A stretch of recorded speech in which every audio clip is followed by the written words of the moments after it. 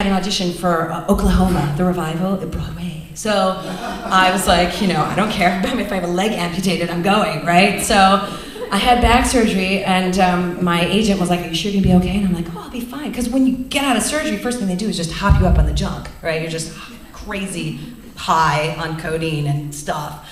So I could run a marathon, when I woke up from surgery, because I was feeling nothing. So 2 days later, after back surgery, I know. I thought, you know what, I want to be frosty for this audition though, so I'm gonna not take my medication. So it hit me, and I wasn't thinking, so I didn't take medication with me to the audition. So I'm sitting on the subway, and my back is starting to spasm, and I'm sitting on, and all of a sudden just sweat is just pouring down my face, and it took I'm like an 86-year-old man, it takes me 8 hours to get, and then of course the elevator is out the building, and I have to walk up 6 flights, and I'm just cross-eyed. So anyway, so I get to the audition, and I'm determined. I'm not even thinking clearly anymore. I'm just determined because it's Broadway, and I'm auditioning for 80 Annie, and it's my dream. So I walk in, and they're so nice when you walk in. They're all leaning forward. They're like, oh, I hope she's talented. And so I get Tara Rubin, who did not call me in for a decade after this, and I don't blame her. So I start singing, of course, I'm Just a Girl Who Can't Say No. But I am in such pain that it's the most premenstrual, Chekhovian Three Sisters. It was a huge deal that I couldn't say no. It was a huge deal. And I'm standing there, just sweat is pouring down my face, and I'm just a girl who can't say no. Just trying to remain upright. Anyway, so I'm done. And of course I forget I need back muscles to belt, so the whole end is screwed. I'm just I can't say. Oh, I'm done. So then I'm just trying to get my book, and they're all trying to chit chat, and I'm like, are you insane?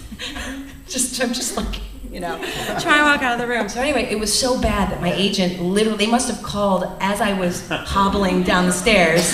I get to the ground level to find a cab to get in all fours on the back, because I'm a lady. And so my phone rings, and it's my agent, he just goes, what just happened? I was like, I can't talk, in pain, we'll call you when I'm home on drugs. So I went home, took my medication, called him back, feeling great, right? So he's like, okay, Looney Tunes, you have an audition for a Hal Prince show in 2 days. Whatever happened today cannot ever happen again. And I'm like, dude, it is so fun. It is so fun. It's gonna be awesome. And this casting director, my Tara Rubin is Mark Simon, who has sort of really, really supported and taken care of me. And Mark, I said, it's just Mark Simon, he knows me. If something crazy happens, it's fine. It's not actually gonna be Hal Prince on a first round audition. He's got better things to do. So he was like, yeah. So anyway, so I think I'm gonna learn my lesson. So for the next audition, I'm gonna take twice as much medication.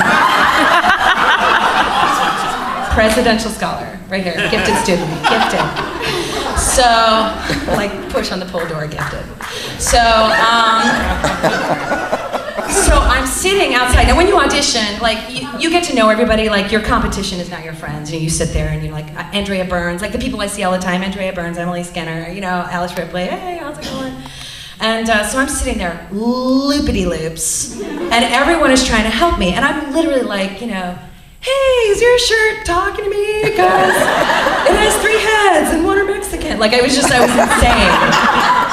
And people are trying to give me coffee and water, and you can't go in there, you can't do that. It's Mark Simon, okay. Anyway, my turn. All my friends are amble in the door. Who do I see to my left but Mr. Hal Prince? Now, I literally, now this is all that's related to me from Mark Simon because I don't remember any of it, but apparently what happened was I saw Hal Prince and I was like, oh, God damn it. What the hell are you doing here? You're not supposed to be. I would have worn a completely different outfit. Oh, I'm ambling to the middle of the room, just talking to myself. I don't even know, do my shoes match? Whatever. Hi, Mr. Prince. So anyway, he's kind of looking at me. And I had just worked, again, networking, not my main skill, but I had just done a Broadway show called James Joyce of the Dead, which is where my song comes from, with Charlie Prince, his son, who was our musical director. Never once connected that they were related, because I only had 6 months to network that, right?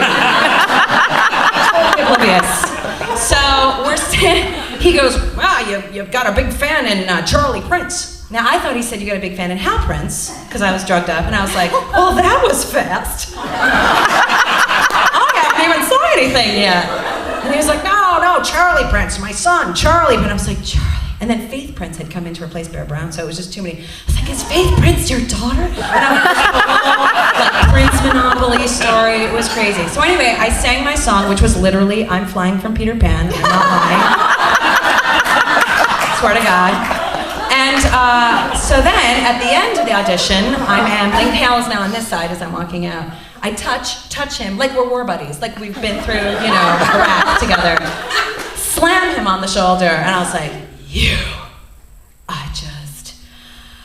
I'm a huge fan, and I just wish you the best. Shake, shake, shake. And he's just looking at me like, what the hell? I said, good luck to everybody. And I walk out. Apparently, the room is just shocked. Mark Simon, casting director, pale, just terrified. Hal looks around and he goes, wow, she's a live wire.